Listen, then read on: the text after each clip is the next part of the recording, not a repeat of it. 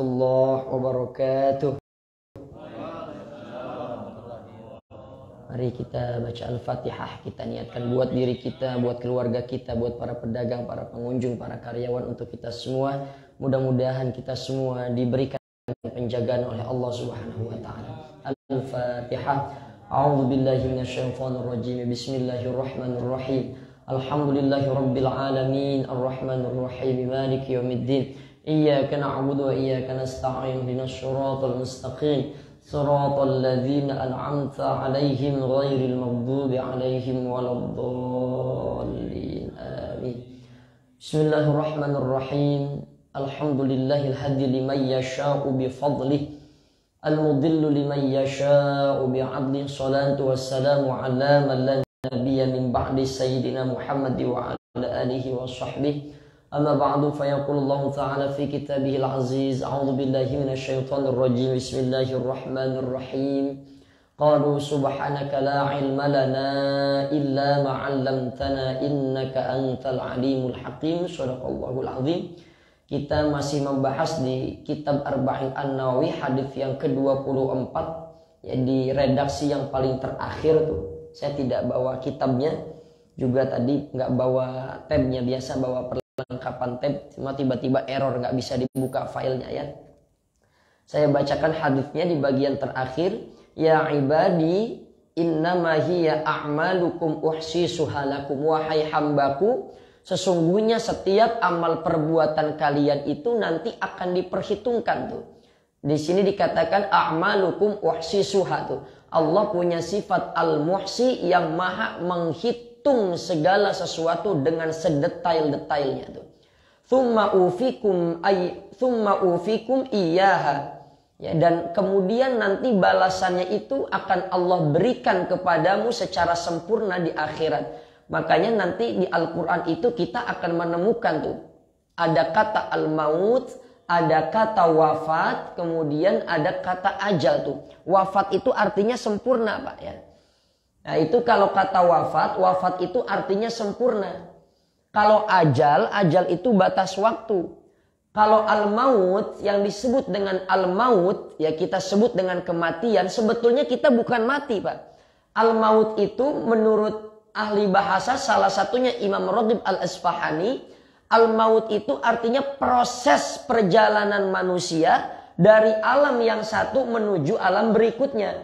Jadi kita itu, Pak, mati sebetulnya bukan mati tuh. Itu kata ulama-ulama bahasa, al-maut itu artinya proses dari alam manusia yang satu menuju alam yang berikutnya tuh. Kalau ajal itu batas waktu, kalau wafat itu artinya sempurna. Apa makna dari ketiga kata ini? Seseorang tidak akan mati, tidak akan menuju alam yang berikutnya kalau ajalnya, kalau batas waktunya belum selesai. Dan seseorang batas waktunya belum berakhir sebelum ada kata wafat, sebelum rizkinya itu disempurnakan oleh Allah. Jadi makna wafat itu sempurna, Pak. Seseorang tidak akan kembali kepada Allah, tidak akan habis batas waktunya, melainkan wafat, melainkan seluruh waktunya itu, seluruh rizkinya itu sudah Allah sempurnakan. Kemudian faman wajada khairan, siapa yang mendapati kebaikan, bisa melakukan kebaikan, falyahmadillah, maka hendaknya dia bersyukur kepada Allah. Wa man wajada ghaira dzalik, siapa yang menemukan selain daripada itu, artinya kan hidup ini cuma dua, ada kebaikan, ada keburukan. Artinya siapa orang yang menemukan jalan selain jalan kebaikan, artinya jalan keburukan, ya, fala yalumanna illa nafsah, maka jangan mencela orang lain, jangan mencela selain Allah, jangan menyalahkan siapapun, melainkan dia mencela dirinya sendiri. Baik. Nah, maka hadis ini, setiap perbuatan kita itu akan diperhitungkan oleh Allah. Setiap apapun yang kita lakukan, maka nanti akan mendapatkan balasan di akhirat. Jadi semua apa yang kita lakukan, Pak, semua yang kita lakukan nanti akan dimintakan tuh pertanggungjawaban. Faman ya'mal mithqala dzarratin khairan yarah. Siapa yang mengerjakan kebaikan sedikit apapun akan mendapatkan balasan. Faman kana yarju liqa'a rabbi falyamal amalan shalihan wa la yusyrik bi'ibadati rabbih ahada. Siapa orang yang ingin berjumpa dengan Allah, maka hendaknya dia beramal soleh dan jangan menyekutukan Allah. Faman ya'mal amalan shalihan wa la yusyrik bi'ibadati rabbih ahada. Kenapa kita digunakan redaksi siapa yang hendak berjumpa dengan Allah, maka hendaknya dia beramal soleh? Karena manusia ini banyak yang pengen berjumpa dengan Allah. Dia merindukan surga, tetapi amalan-amalan yang dapat mengantarkan dia pada surga tidak dia lakukan. Jadi kalau dibilang munafik, Pak, kita ini kebanyakan munafik. Kita pengen terhindar dari siksa api neraka. Tapi justru amalan-amalan yang kita kerjakan malah mengantarkan kita pada api neraka. Kita minta surga, tetapi amalan-amalan yang dapat mengantarkan kita ke surga justru malah tidak kita kerjakan. Ini dalam kitab Tandihul Ghafilin tuh Imam Ibrahim bin Adham. Ketika dia pengen masuk ke toilet, dia ditahan gak boleh masuk. Suruh bayar dulu sama penjaganya. Beliau lagi gak bawa uang. Disitulah beliau merenung. Apa kata Imam Ibrahim bin Adham? Ya Allah, kalau pengen masuk toilet saja, yang tempat itu sifatnya najis, kotor, menjijikan, aku harus bayar. Nggak bayar nggak boleh masuk. Maka bagaimana mungkin aku harus mencapai surgamu kalau aku tidak melakukan amal-amal soleh? Itu kata Imam Ibrahim bin Adham. Jadi siapa yang berbuat kebaikan, Allah akan membalas meskipun hanya sebesar dzarrah. Dzarrah itu ada yang mengartikan atom. Ada yang mengartikan biji sawi. Dan siapa orang wa may ya'mal mithqala dzarratin khairan yara. Kemudian juga dalam ayat yang lainnya dikatakan siapa orang-orang yang berbuat keburukan juga dia akan mendapatkan balasannya meskipun keburukan yang dia lakukan hanya sebesar biji sawi atau hanya sebesar biji atom saja. Maka nanti akan datang masanya tuh. Al-yauma nakhtimu ala afwahihim. Akan datang masanya pada suatu hari, pada suatu masa. Allah akan kunci rapat mulut kita. Al-yauma nakhtimu ala afwahihim wa tukallimuna aydihim. Tangan kita berbicara. Wa tashhadu arjuluhum. Kaki kita memberikan kesaksian tentang apa yang telah kita lakukan. Wa tashhadu arjuluhum bima kanu yaksibun, dengan apa-apa yang telah kita perbuat. Maka Allah sudah menjanjikan famay ya'mal mithqala dzarratin khairan yara wa may ya'mal mithqala dzarratin syarran yara. Siapa yang berbuat kebaikan sekecil apapun, Allah akan balas kebaikan itu tanpa dirugikan sedikit pun. Dan siapa yang berbuat keburukan, maka Allah akan balas keburukan itu, kejahatan itu meskipun hanya sebesar biji dzarrah. Imam Ibnu Katsir ketika menafsirkan surah Al-Zalzalah ini ayat 7 ayat 8 itu dikutip tuh sebuah riwayat. Dikutip sebuah riwayat bahwasannya yang mendapatkan balasan kebaikan itu adalah orang-orang yang beriman. Lalu ada pertanyaan, bagaimana kalau orang kafir yang dia melakukan kebaikan? Kata Syekh Nawawi Al-Bantani dalam kitab tafsir Munirnya ketika menafsirkan ayat yang sama, ayat surah Al-Zalzalah ayat 7 ayat 8 ini, setiap orang mukmin yang melakukan kebaikan dia akan mendapatkan balasannya 10 kali lipat. Ini yang ayatnya man jaa'a bil hasanati falahu asyru amsalihha. Siapa yang berbuat kebaikan, Allah balas dengan 10 kebaikan. Dan siapa yang wa man jaa'a bis sayyi'ati fala yujza illa mithlaha. Tapi siapa yang berbuat keburukan, maka Allah balas dia dengan satu keburukan atau sesuai dengan keburukan yang dia kerjakan. Tapi kalau kebaikan, Allah balas dengan 10 kebaikan. Ini hanya berlaku buat orang-orang yang di hatinya ada iman kepada Allah. Jadi kalau ada orang yang melakukan kebaikan, di hatinya ada iman, meskipun imannya hanya setitik biji sawi saja, dia akan tetap mendapatkan balasan. Kata Syekh Nawawi Al-Bantani, orang kafir yang melakukan kebaikan, dia pun tetap mendapatkan balasan, tapi balasannya cuma sekedar di dunia, bukan di akhirat. Di akhirat itu amal kebaikannya dikembalikan. Apa maknanya dikembalikan? Dipulangin, ditolak oleh Allah. Allah nggak mau menerima. Jadi Allah itu punya sifat maha adil. Allah itu al-adil, maha adil. Artinya orang-orang kafir yang bekerja sama seperti kita, dia pun akan memperoleh hasilnya. Dari hasil kerjanya dia bisa punya rumah yang bagus, dia punya mobil yang bagus. Dia bisa punya apa yang dia mau, cuma balasannya cukup sampai di dunia. Tapi kalau orang beriman, itu biasanya kebaikannya nggak langsung Allah balas semua. Tapi Allah sempurnakannya nanti di akhirat. Ya. Jadi jangan kebanyakan minta balasan kalau habis ibadah. Khawatir nanti pahalanya udah habis, kita di sana nggak dapat apa-apa. Begitu. Bapak Ibu yang dimuliakan oleh Allah. Jadi setiap amal perbuatan kita, amal ibadah kita akan dimintakan pertanggungjawaban oleh Allah. Makanya termasuk yang ada di hati kita, Pak. Kita benci atau kita dengki sama seseorang. Itu pun nanti akan dihisab, akan dimintakan pertanggungjawaban oleh Allah. Nah, maka kita harus mempersiapkan diri. Kita harus mempersiapkan diri. Apa yang akan kita bawa. Apa yang akan kita kumpulkan selama kita hidup di dunia.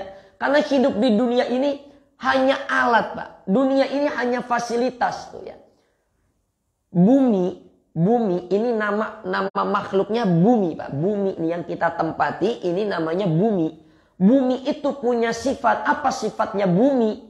Disebutnya dunuun atau daniun. Makanya bumi itu kadang kita atau Al-Quran menyebutnya saja dengan kata dunia, Pak. Ad-dunya. Ya. Wa mal hayatud dunya illa mata'ul gurur. Dunia ini hanya tempat senda gurau saja. Suatu saat akan berakhir tuh.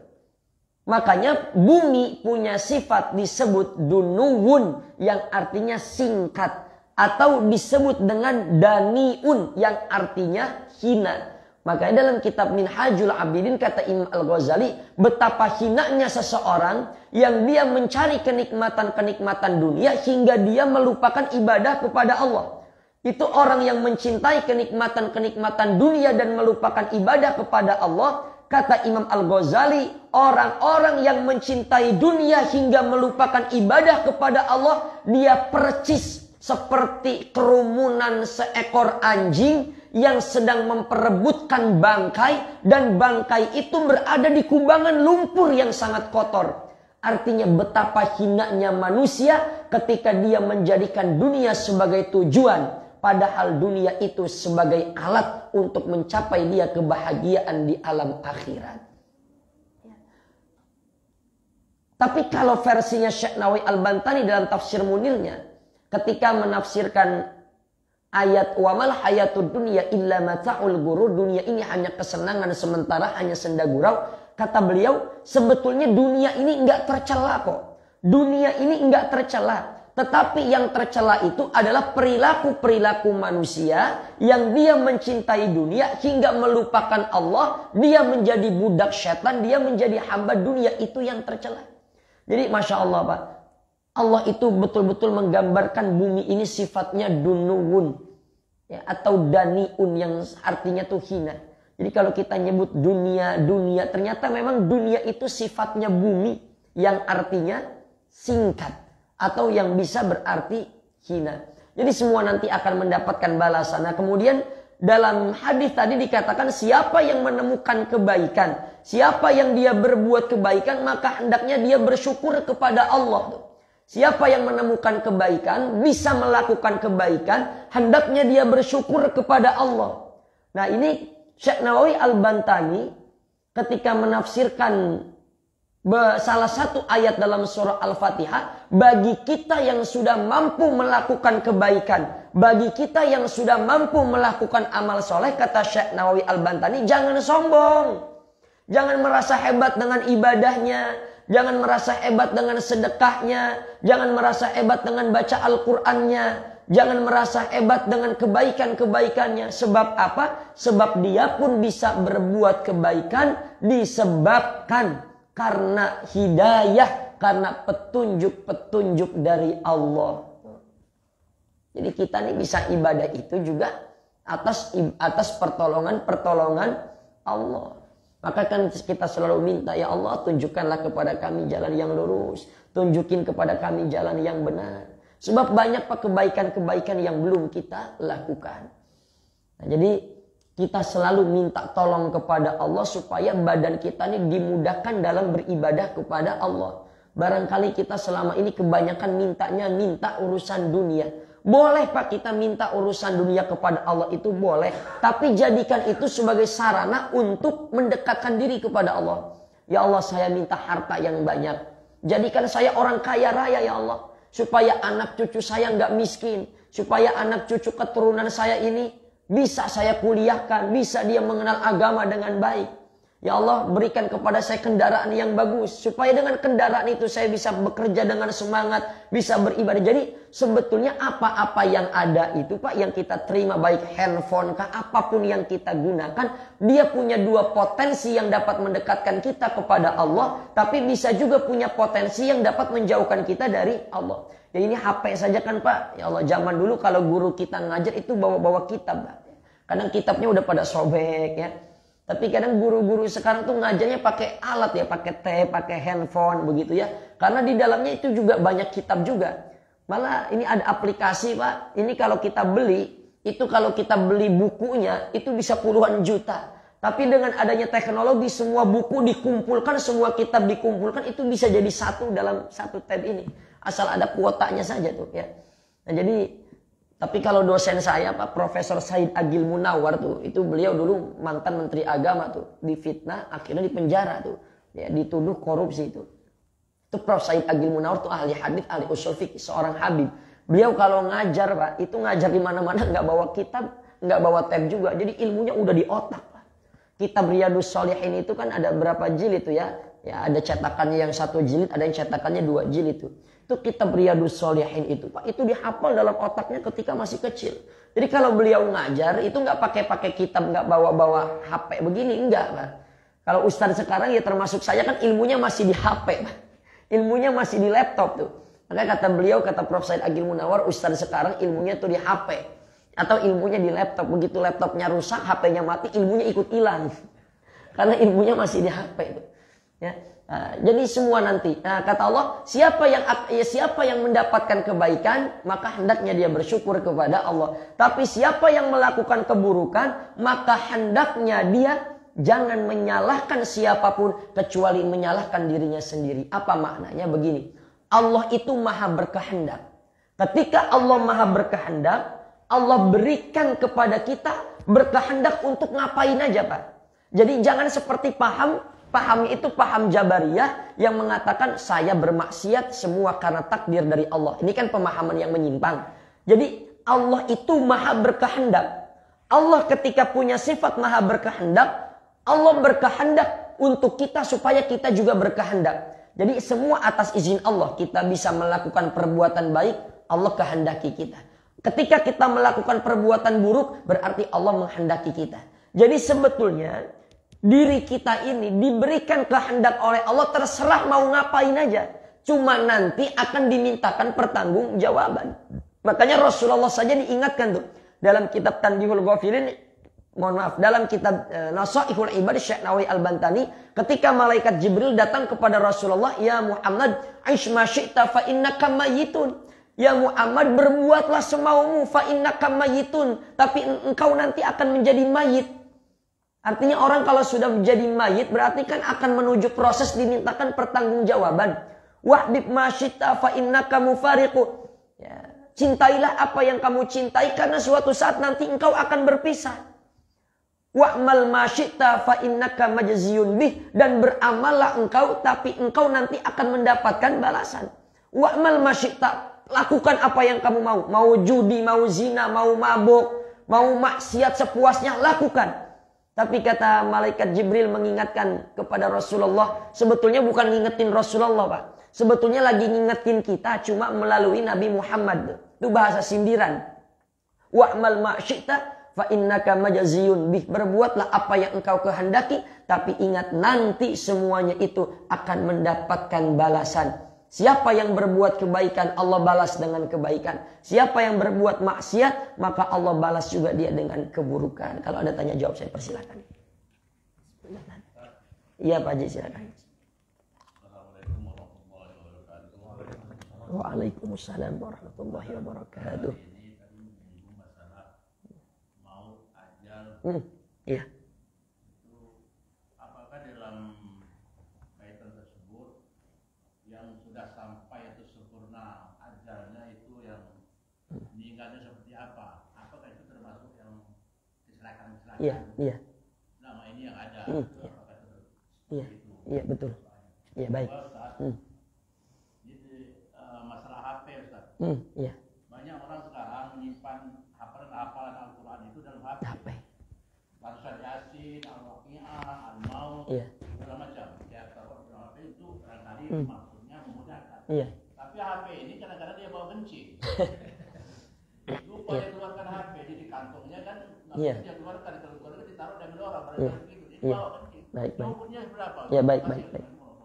Assalamualaikum warahmatullahi wabarakatuh. Ya, yang pertama tadi ketika bagaimana orang kecelakaan, apakah itu sudah termasuk ajalnya begini atau termasuk dia dibunuh? Sebetulnya Pak, waktu COVID kemarin tuh saya lupa, saya sempat baca kitab, tapi kalau tidak salah tuh kitabnya Limadza ta'akhkharul muslimun wa taqaddama ghairuhum, karya Syekh Amir Shakib Arslan. Tapi ada sebuah kata begini, mati itu satu, al-mautu wahid, mati itu satu. Tetapi sebabnya kematian ini banyak. Mati itu satu. Al-mautu wahid. Mati itu cuma satu. Tetapi sebab-sebab kematian itu banyak. Ya, ada yang di kamar mandi meninggalnya. Ada yang dibunuh. Ada yang kecelakaan. Sebetulnya itu secara zahirnya saja Pak.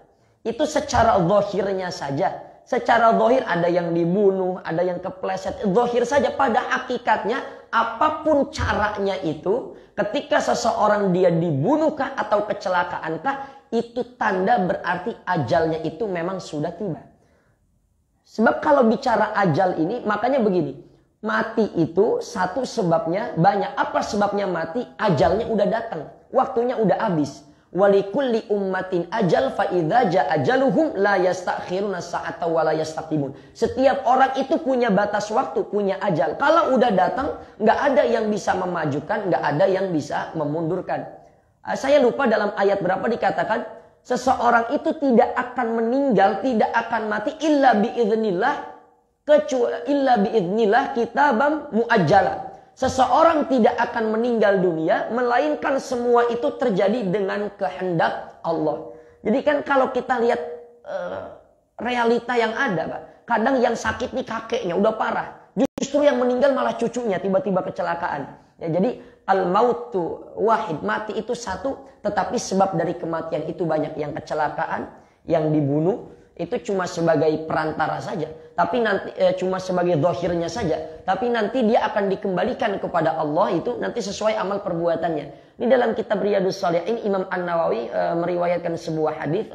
Ini ada orang satu kampung ini digulung dengan sebuah bencana, digulung dengan sebuah bencana.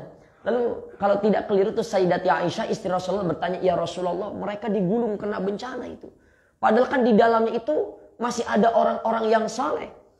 Atau ada sahabat yang bertanya, ya Rasulullah, apakah sebuah kaum atau sebuah tempat ini akan dihancurkan oleh Allah meskipun di dalamnya terdapat orang yang saleh itu? Kata Nabi, na'am. Apa sebabnya? Lisukutihim wa tahawunihim an maksiyatillahi ta'ala. Sebuah kampung itu akan diazab oleh Allah meskipun di dalamnya terdapat orang-orang yang soleh. Apa sebabnya? Disebabkan karena orang-orang soleh itu diam terhadap kemungkaran-kemungkaran.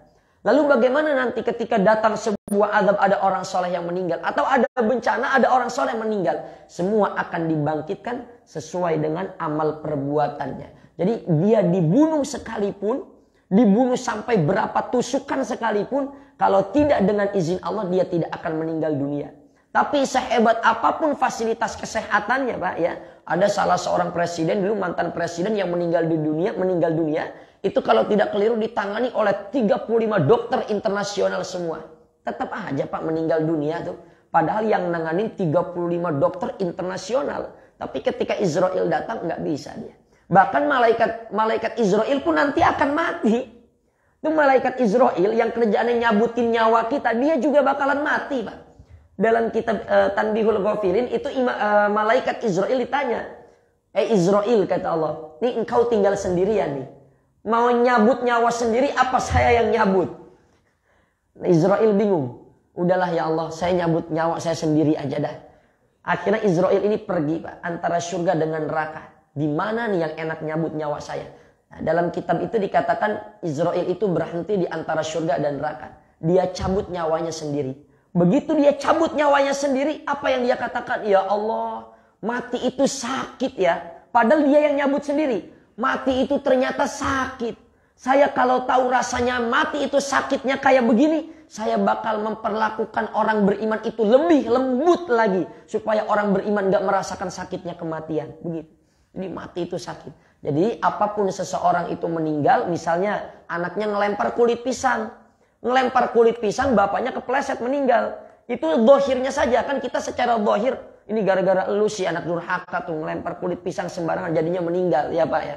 Kadang ada kita pergi Pak, kecelakaan lalu meninggal. Apa kata keluarganya? Padahal saya udah bilang jangan pergi. Seandainya dia nurut sama kata-kata saya jangan pergi, dia gak bakal meninggal. Enggak. Wafat itu gak begitu. Ajal itu gak begitu Pak. Jadi dohirnya saja dia kecelakaan. Dohirnya aja dia dibunuh. Tapi nanti dia akan dibangkitkan di alam akhirat. Sesuai dengan amal perbuatannya. Pertanyaan kedua. Jadi bagaimana hukumnya orang yang punya HP. Ya, HP-nya kemudian ada aplikasi Al-Quran, ada ayat-ayat suci Al-Quran. Ketika dibawa ke kamar mandi, apakah berdosa atau tidak? Ini Bapak pertanyaannya keren Pak, kayak mahasiswa, Masya Allah ya. Ini jadi amal jariah buat kita ini. Ya, sebetulnya kalau di majelis ilmu itu meskipun kita udah tahu, nanya aja nggak apa-apa. Itu jadi yang belum tahu nanti jadi tahu karena pertanyaan orang itu jadi pahala. Itu jadi pahala. Kalau yang tahu jadi banyak, itu kan yang nanya pahalanya udah berapa banyak tuh ya. Bagaimana hukumnya ketika handphone itu di dalamnya ada aplikasi Al-Quran, ada aplikasi ya kitab, lalu dibawa ke kamar mandi.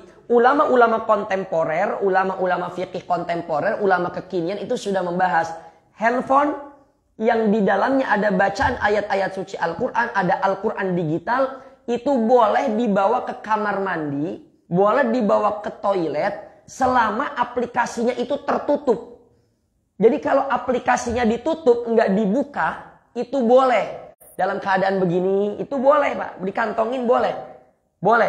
Tapi kalau dibuka, aplikasinya terbuka, bacaan Al-Qurannya terbuka, nyala begini, itu tidak boleh. Nah, kenapa begitu? Kenapa dibolehkan meskipun di dalamnya ada Al-Quran digital, itu mengkiaskan dengan otak kepala kita Pak. Ini kan dalam otak kepala kita, ya seenggaknya Pak, sebodoh-bodohnya kita apalah Al-Fatihah, Kulhu, Falak, Anas mah. Ya apalagi Al-Falak Anas mah langganan kita kan. Kalau imamnya baca Falak Anas, asik, cepet ini mah. Nah ini kan dalam otak kita ada hafalan-hafalan Al-Quran nih. Boleh nggak otak kita dibawa kamar mandi? Ya nggak punya pilihan Pak. Kan nggak mungkin kita naruh kepala kita dulu di luar kamar mandi. Lu taruh sini ada hafalan Quran nih. Ya, enggak, tapi kan tetap boleh dibawa. Ya, kepala kita nih yang punya hafalan Al-Quran, itu kan tetap boleh dibawa ke kamar mandi. Yang nggak boleh ngapain? Yang nggak boleh kan melafazkan bacaan-bacaan Al-Quran di toilet atau di kamar mandi. Nah, sama Al-Quran HP ini kan ada aplikasi digitalnya nih. Ada Al-Quran digital, dia boleh dibawa ke kamar mandi. Yang penting dia ini dalam keadaan tertutup begini. Aplikasinya tidak dibuka. Nah, berbeda nanti kalau kita punya kaos atau punya cincin yang tulisannya La ilaha illallah Muhammadur Rasul. Ini kan terbuka tuh. Atau jamnya ada tulisan lafadznya Allah gitu ya. Nah itu wajib dibuka karena Nabi punya cincin, Nabi punya khatam, Nabi punya cincin.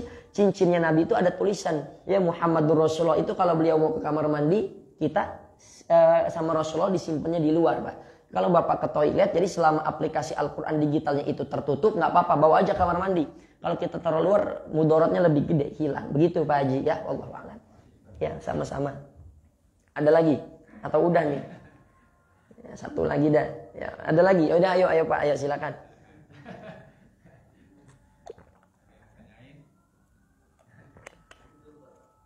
Hah? Lanjut. Kayaknya udah mau jam 1 nih, dilanjut tanggung nih. Kalau udah sekalian kita nih ya. Ya kalau mau lanjut, kalau udah sekalian. Cukup? Cukup Pak Haji? Ada? Pak Haji? Ya cukup. Oh iya Pak, ya Bapak silakan. Rajin beliau nih ya. Mati ya. Iya. Gimana Pak? Iya. Oh iya, maksudnya gini. Setiap kita kan yang lahir punya rezeki, Pak. Punya rezeki masing-masing. Orang ini nggak akan mati atau nggak akan meninggal dunia sebelum rezekinya Allah tuntaskan, Allah berikan. Jadi disebut dengan kata wafat, orang ini tidak akan kembali kepada Allah melainkan jatahnya, melainkan rezekinya di dunia itu sudah Allah sempurnakan.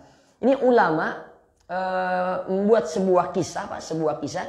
Jadi ada orang dia ini pengen beli es krim di depan. Orang ini pengen beli es krim di seberang jalan. Ketika dia pengen nyebrang, kata ulama nih, dia ini hampir ketabrak mobil. Itu hampir ketabrak mobil. Tapi orang-orang sekitar heran, kok dia bisa ngeles, dia bisa selamat, yang secara akal harusnya dia ketabrak dan mati. Tapi dia nggak kenapa-napa, selamat dia. Dia beli es krim. Dia makanlah es krim itu di tempat itu. Selesai dia makan, dia pengen kembali ke tempatnya, dia nyebrang lagi. Ketika dia nyebrang, itu dia ketabrak mobil dan meninggal dunia. Apa kata ulama? Berarti tadi dia bisa selamat karena masih ada rezeki yang belum dia gunakan, masih ada rezeki yang belum dituntaskan. Apa? Meskipun hanya sesendok 2 sendok es krim. Begitu. Ada lagi ulama berkisah, ada orang kecemplung sumur. Sudah beberapa jam di dalam lubang sumur, dia teriak-teriak, akhirnya ada juga yang nolongin. Akhirnya ketika dia ditolongin, dikasih minum. Kenapa ceritanya bisa begitu? Begitu dia udah tenang, dia udah minum segelas air, dia cerita lagi keluarga. Tadi dia samperin ke sumur. Tadi saya lagi begini nih. Tiba-tiba jatuh saya. Ternyata dia jatuh lagi, Pak, jatuh beneran. Ya, jatuh beneran dia. Jadi nyontohinnya kebablasan, jatuh dia ke lubang sumur.